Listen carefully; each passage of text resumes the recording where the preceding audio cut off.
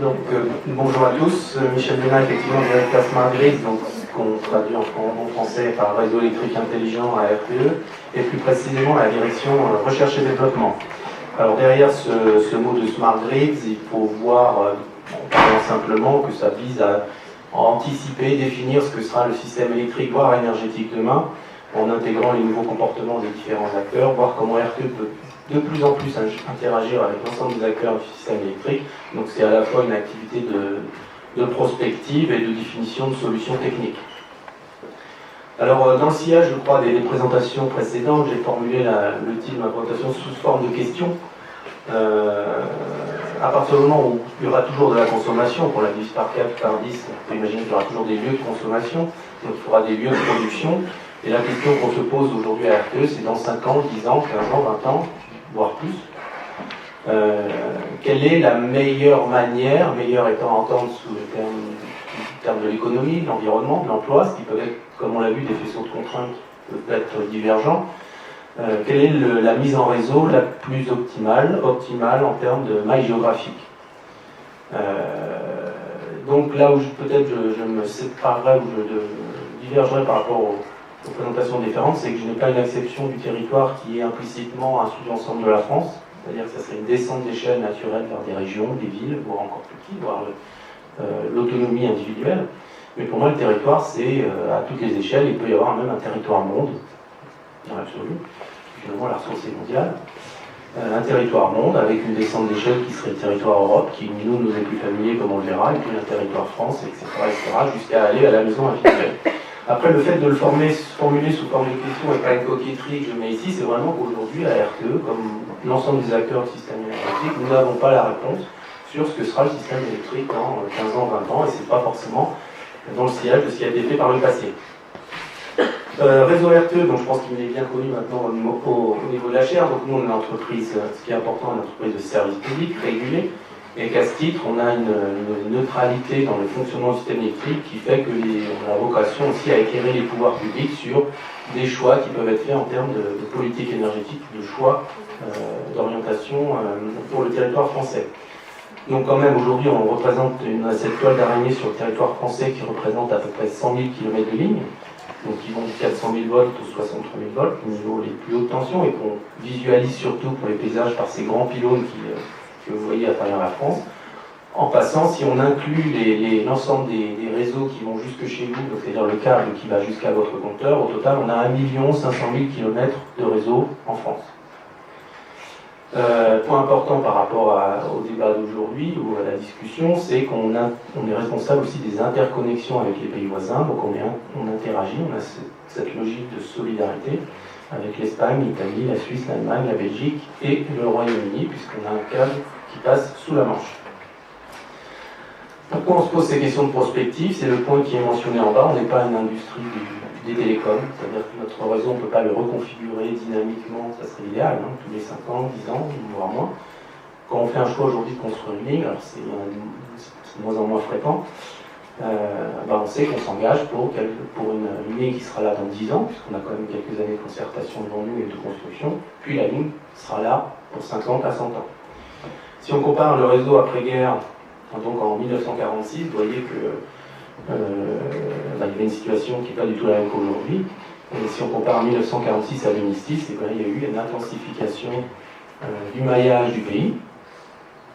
Et en partant d'une situation d'après-guerre avec des régies, donc il y a un phénomène de nationalisation dans le domaine de l'électricité qui conduit au réseau qui est quasiment le même aujourd'hui et que vous voyez sur la droite. Nous, la question qu'on se pose à RTE, est-ce qu'en 2100, on sera amené à déconstruire, si on peut dire, on va démonter tout ou partie de ce réseau par rapport à des choix qui seraient ceux de la société dans son temps, ou alors finalement on va rester sur un schéma qui est plus proche de celui qu'on a à droite. Et comme je l'ai dit, on n'a pas la réponse, c'est pour ça qu'on engage des études de prospective avec un ensemble de partenaires externes.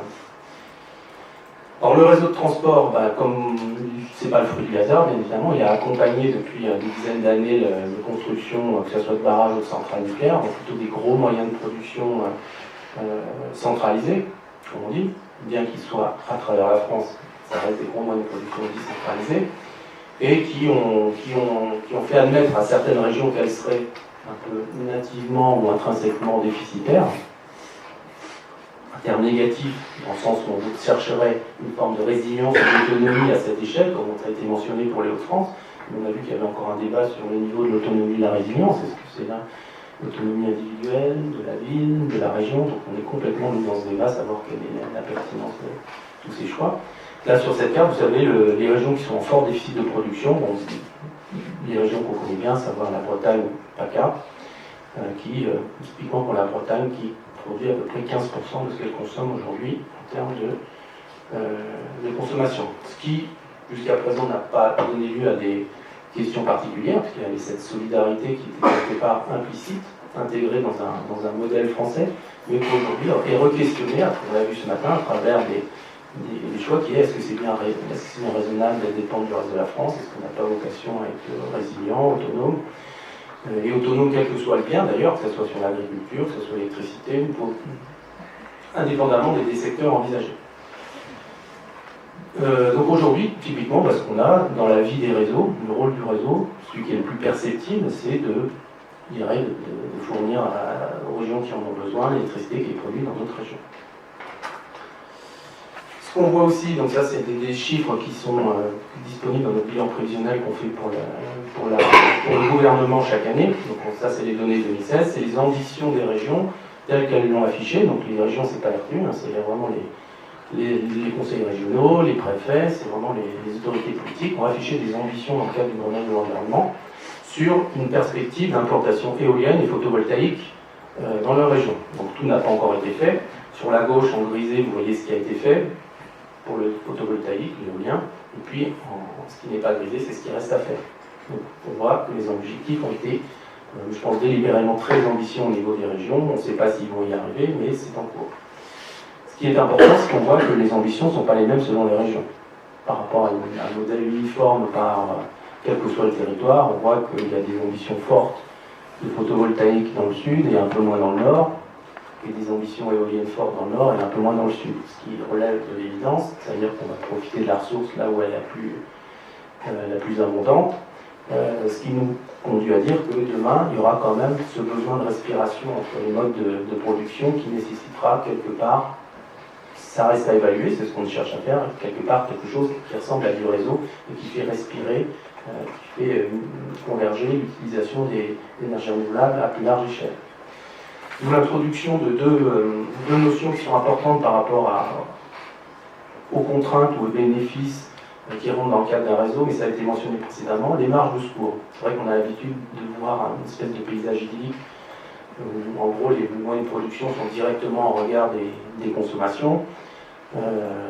L'intérêt quand même des réseaux de manière large, pas seulement dans l'énergie, c'est quand même de mutualiser ces marges de secours, et plutôt que d'avoir la petite centrale de secours qui a été mentionnée précédemment, village par village, par rapport à un aléa ou un incident qui intervient relativement rarement, quel est le bénéfice d'avoir plutôt un moyen de secours centralisé, mutualisé entre différentes zones, le réseau servant à l'utiliser là où on en a besoin, sachant qu'il est statistiquement rare que deux incidents se passent au même moment sur deux villes, par exemple. Donc c'est un concept de mutualisation qui est repris pour nous dans une logique de sobriété par rapport à la quantité d'installations à fournir sur un territoire. Puis quelque chose qui est peut-être moins intuitif, c'est la notion de foisonnement. On a parlé d'intermittence sur les énergies renouvelables. Nous, l'intermittence, à une autre échelle, on la connaît depuis longtemps, c'est l'intermittence des consommations. Quand vous êtes chez vous, vous éteignez la lumière ou la rallumez, c'est une forme d'intermittence. Si on devait caler nos prévisions uniquement sur le comportement individuel, on aurait beaucoup de mal à mettre en place la production la plus adaptée en temps réel. En revanche, si on passe sur des échelles plus larges, typiquement là on a donc à gauche ça doit être la France, et puis à droite c'est des postes, donc des postes c'est vraiment des sous-poches de consommation là dans la région ouest. On voit que plus on agrège des modes de consommation, plus on aboutit à quelque chose qui est lisse et prévisible. Nous, ce qui est important, c'est de savoir prévoir. Prévoir ce qui sera consommé en France demain, c'est absolument crucial. On mentionne souvent le chiffre qu'en hiver, 1 degré de moins que la température prévue, c'est 2300 MW de plus de consommation, d'où l'absolue nécessité de savoir prévoir cette consommation, et plus c'est à large échelle, plus il est facile de le faire. Donc la consommation, c'est une forme d'aléa, mais qu'on gérait depuis plusieurs années. Maintenant, on l'a, celui qui est plus perceptif sans doute pour la population, c'est sur le solaire, puisqu'on se dit, il suffit qu'un nuage passe, ça y est, c'est plus de production, on passe de 1 à 0, on a un dirac pour parler mathématiques, et donc comment on fait? Donc ça, c'est vrai, effectivement, si on parle d'une maison qui voudrait être complètement autonome et qui calerait, on l'a dit, la machine à laver en même temps que le soleil, et puis un nuage, elle s'arrête, puis elle repart sur son cycle une fois que le nuage est passé. En revanche, si on est sur des échelles plus larges, donc là, si vous allez depuis le plus haut, le violet, jusqu'au rouge, le plus bas, avec la France qui est au milieu, plus on va foisonner les prévisions, le nuage ne passe pas en même temps partout. Et si on foisonne l'ensemble des productions solaires et photovoltaïques sur un territoire, je ne veux pas dire la France pour ne pas dire que le modèle c'est la France, ça peut être un territoire, une région, ou même une ville, ou l'Europe, pour faire encore plus grand, plus on va être capable de prévoir avec finesse cette production. Donc aujourd'hui, c'est ce qu'on fait pour la France. Aujourd'hui, on sait parfaitement prévoir ce qui sera produit en termes d'éolien demain à midi en France. On a une marge d'erreur de 5%. Idem pour le solaire, le photovoltaïque. Donc le terme intermittence a tendance plutôt à disparaître de notre jargon pour parler plutôt de variabilité. L'intermittence, c'est un terme un peu fort quand on est à large échelle. Mais pour nous, il n'y a pas c'est pas un problème aujourd'hui que de prévoir la production solaire en France demain. On sait faire.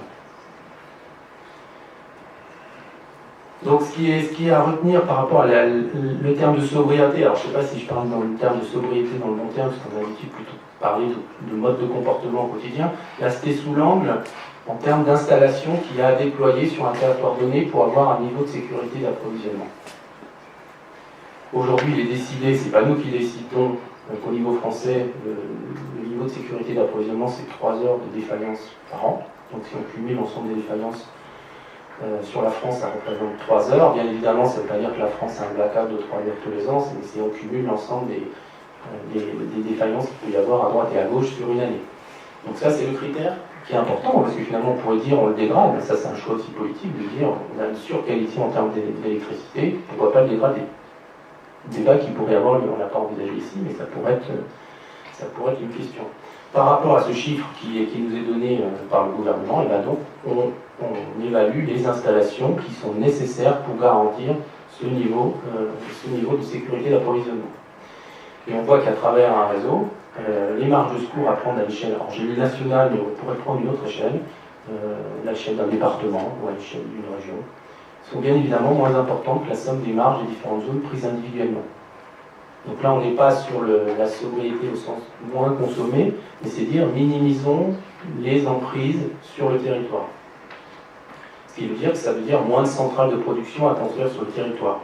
Donc c'est un aspect qui peut paraître froid par rapport à ce qu'on a dit, parce qu'on est vraiment sur une logique comptable d'emprise au sol, où on écarte les aspects symboliques qui ont été mentionnés précédemment, qui est dire plus on a une production qu'on voit de sa fenêtre, plus ça agit symboliquement sur notre manière de consommer. Là, c'est une autre vision qu'on cherche à quantifier, on ne l'a pas encore fait complètement, qui est de dire si une région cherche à être autonome, et pourquoi pas, et autonome, ça peut être aussi couper les fils du nous avec le reste de la France. Pourquoi pas? On voit aujourd'hui des régions qui se posent cette question, même d'un point de vue philosophique.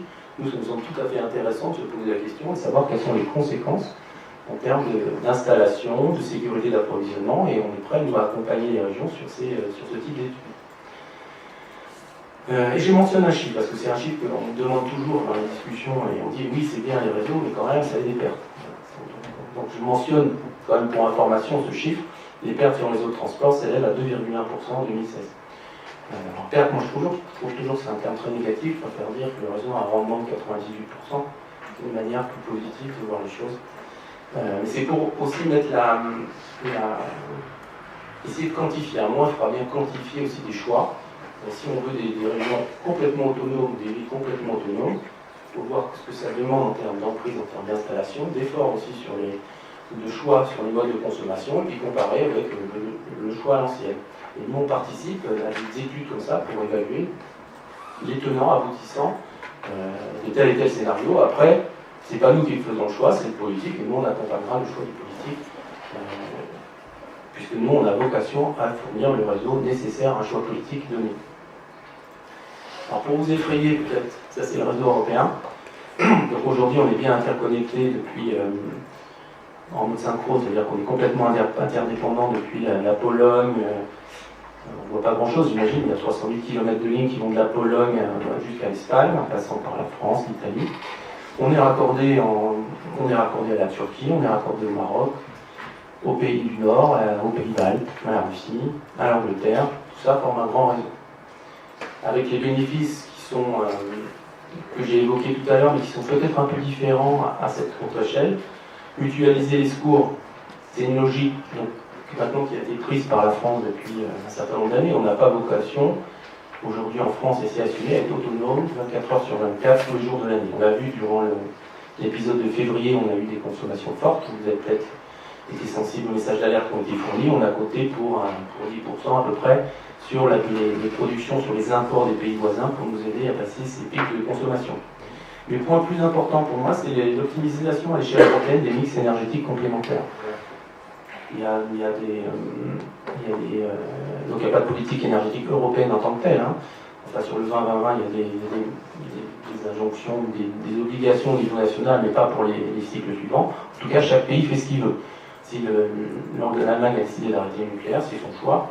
Elle décide d'avoir un autre modèle de développement de production. Après, ça s'insère quand même dans le système européen qui doit encaisser ou gérer collégialement ses choix. Je mentionne souvent l'exemple du Danemark, qui nous cite là, souvent le Danemark comme un modèle en termes de développement de choix de mode de production. C'est vrai qu'il vise à être à 100% en termes de renouvelables à l'horizon 2050. Le Danemark est quand même connecté au reste de l'Europe par des câbles. Et ce qui me semble intéressant dans un mix complètement ENR, que nous on étudie aussi par ailleurs, parce qu'il n'y a pas de. C'est quelque chose qu'on étudie. Si l'Europe était 100% ENR, comment tout ça peut fonctionner? Il y a un modèle intéressant entre le Danemark et la Norvège, puisqu'ils sont connectés, c'est qu'il y a trop de vent au Danemark, parce que pour être 100% ENR sur un pays, parfois on en a trop. Soit on le stocke, parce qu'il y a un rendement qui n'est pas forcément très bon, soit on l'utilise ailleurs. Donc c'est dans le cas du Danemark et de la Norvège, ça permet de transporter de l'énergie au Norvège pour remplir les barrages. Donc trop de vent, mais plus d'eau, plus de stockage naturel. Et inversement, s'il n'y a pas de vent au Danemark, on va profiter des barrages norvégiens, puisque la Norvège est à 98% hydraulique, pour fournir la solution au Danemark. Donc ça, c'est une modalité qui peut sembler intéressante en termes d'interaction, d'optimisation de l'échelle européenne des mix énergétiques complémentaires. Et puis pour le marché, c'est quelque chose de secondaire, c'est juste un moyen pour faciliter ces flux.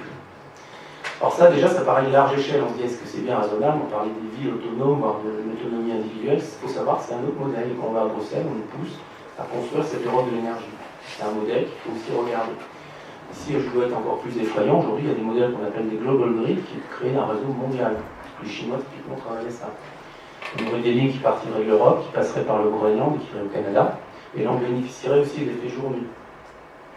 Imaginons qu'il y ait beaucoup de vent qui souffle en Europe la nuit. Peu de consommation, plutôt que de le stocker, on va l'envoyer au Canada qui lui est en plein jour et qui pourrait l'utiliser directement. Ça c'est plus futuriste, mais c'est aussi un autre modèle qui n'est pas vraiment dans l'air du temps, parce qu'on est plus dans la descente d'échelle, mais c'est aussi un modèle et nous on est prêt aussi avec les instances qui étudient l'énergie de voir quelles sont les conséquences de ces modèles. Il y en a un qui est étudié en ce moment, c'est si on met beaucoup d'éoliens au Groenland. Est-ce que c'est pas plus acceptable que l'éolien offshore, qui est contesté, que l'éolien qui a de plus en plus de mal à se développer onshore? Si on met vraiment des grands gisements ailleurs au Groenland en tirant un fil, sachant qu'une éolienne au Groenland produit 9 fois plus qu'en France, compte tenu des forces de vent et du caractère au cube de la production par rapport au vent, est-ce que c'est pas un schéma qu'on peut envisager? Est-ce que c'est tabou? Donc nous, dans les études prospectives dont je suis responsable de la recherche-développement, on va faire le grand écart en fait. En ce moment, on étudie l'autoconsommation, donc on espère avoir des résultats dans les mois qui viennent, quel est l'impact d'une autoconsommation poussée sur l'aménagement du territoire, sur l'impact sur les flux entre régions, entre villes, et puis on verra faire un grand écart dans le sens en disant, est-ce que global grid, quel sens ça a? Donc, dimension européenne, je ne vais pas insister, si ce n'est qu'aujourd'hui, il n'y a pas de frontières en termes électriques, c'est-à-dire que vu qu'il y a manque de réseau en Allemagne entre le nord et le sud, quand il y a beaucoup d'éoliens qui soufflent au nord de l'Allemagne, ils ne s'arrêtent pas aux frontières, mais je dirais que toute l'Europe en profite. On a un tiers qui passe à l'ouest par la Belgique et la France, et puis qui passe à l'est, et c'est l'ensemble des pays européens qui doivent se préoccuper du climat en Allemagne pour savoir demain si une partie de la production allemande sera exportée à l'étranger. Donc ça, je vais passer, c'est une dynamique d'échange. Donc ça, c'est la première vision que j'avais de la sobriété, sachant que je suis novice sur ce thème. La sobriété en termes d'emprise au sol, d'installation. Nombre de centrales qui sont installées, nombre de kilomètres de ligne, on inclut ça dans l'ensemble des infrastructures qui sont pertinentes par rapport à un niveau d'approvisionnement. Le réseau, aujourd'hui, on estime ça mène à une sobriété en termes de moyens de production, notamment des moyens de secours. Autre mode de sobriété, et là c'est plus dans plus moderne, donc c'est pas directement lié au réseau électrique intelligent, c'est de dire à tout moment on a des ressources sur un territoire, des ressources de production, des ressources de consommation. Ça c'est sans doute la grande nouveauté dans les systèmes énergétiques actuels, c'est qu'on a un consommateur qui est de moins en moins passif. On est venu sur un système électrique en France, c'est la production qui s'ajuste par rapport à la consommation, donc elle suit mécaniquement la hausse de la consommation.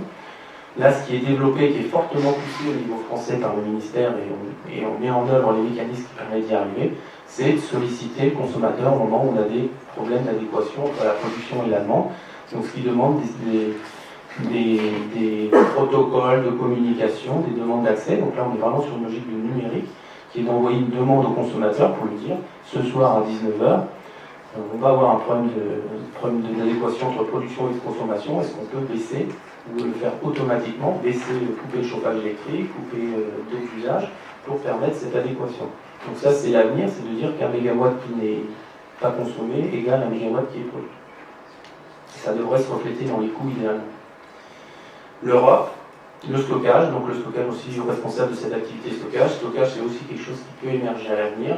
Il n'y a pas encore de modèle économique très clair, mais on sent que c'est quelque chose qui est, en termes aussi de proximité, quelque chose qui est amené à être étudié, à être évalué, et savoir quelle est sa pertinence, où il doit être mis.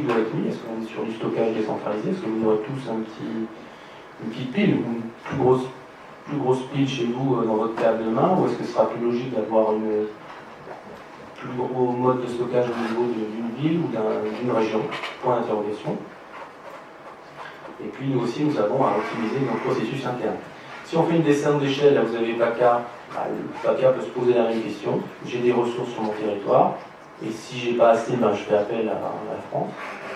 On peut aller jusqu'à la Smart City, qui est effectivement quelque chose qui émerge. Alors la définition de la Smart City étant relativement floue aujourd'hui, parce que ça peut être une ville intelligente, une ville connectée, une ville durable, une ville respirable, une ville... on a plein de choses derrière ce terme. Et la ville étant pour le moment pas autonome, alors il y a peut-être des schémas où on pourrait aller vers l'autonomie des villes. Aujourd'hui, une ville comme le Grand Paris dépend à 98% des régions voisines, donc de l'énergie qui vient de Normandie, de Picardie et ou ailleurs. Est-ce que demain, cette ville, le Grand Paris, pourra réduire ce gap? Pour l'interrogation, on a quand même des doutes qu'ils aillent jusqu'à 100%. Donc, comment faire en sorte qu'elle soit peut-être plus autonome, tout en bénéficiant de moyens de production renouvelables qui, de toute manière, pourront difficilement être construits sur le territoire du Grand Paris, sinon faire appel ensuite à la région. Un point sur le consommateur, donc c'est aujourd'hui ce qu'on teste dans les consommateurs impliqués. Donc là, on n'est pas forcément dans la sobriété au sens où on consomme moins, on est plus dans est-ce qu'on peut consommer, à part pour les questions d'efficacité énergétique sur les équipements, qui fournissent aujourd'hui des résultats remarquables, puisque pour la première fois dans nos perspectives de consommation à l'échelle de la France, la consommation électrique française va baisser dans les années qui viennent. C'est quand même la première fois. Donc surtout par l'effet de la maîtrise de l'efficacité énergétique. En revanche, donc ça c'est plutôt des actions de vente, en revanche ce qui pourrait être plus intelligent, entre guillemets, ou plus dynamique, c'est de faire en sorte qu'en fonction des conditions de vent, des conditions de soleil, on puisse décaler, avancer des usages. Je crois que c'est ce qui a été mentionné précédemment. En revanche, on ne croit pas que ça puisse se faire de manière locale, c'est-à-dire que la personne attend qu'il y ait un rayon de soleil pour déclencher la machine à laver. On sent que ça peut être marrant au début, mais que ça risque d'être un peu contraignant dans la durée. Donc ce qui qui peut se développer à l'avenir, c'est plutôt des modes d'automatisation. Donc quelqu'un qui viendrait chez vous, qui vous dirait, compte tenu effectivement des conditions de vente, soleil, je m'engage à ce que vos équipements les démarrent de telle et telle manière, ou en fonction des bilans CO2 de France, c'est-à-dire que par rapport à des... même en étant à Marseille, on décale les usages pour éviter d'avoir à démarrer une centrale à gaz dans le Nord. Ça peut être aussi un schéma. Donc sur une autre échelle, on est sur du collectif ou du grand collectif, mais c'est aussi des schémas qui sont envisagés. Donc de ce type d'action, ce qu'on appelle un consommateur impliqué, ou un consommateur, comme on dit, donc il y a déjà des choses qui se font, les gens l'ignorent, mais bon, le ballon d'eau chaude, c'est quelque chose qui existe depuis des dizaines d'années. Donc il y a une forme d'intrusion, si on veut parler négativement, qui fait que quelqu'un, quelque part, déclenche le lancement de ballon d'eau chaude à 22 heures et qu'il y a un réel impact sur le dimensionnement des réseaux, sur les modes de fonctionnement du système électrique, qui fait que ça décale énormément de consommation du jour vers le soir. Donc ça paraît basique, sauf que pour nous c'est déjà très intelligent, et pour beaucoup de gens qui viennent de l'extérieur, d'autres pays, c'est aussi très intelligent. Ils ne voient pas pourquoi on ne devrait pas intensifier ce type de pratique, puisque ça décale énormément de gigawattheures à des moments qui sont privilégiés. Donc après, on l'a dit, la machine à laver, l'avancée, en fonction peut-être de conditions de pollution,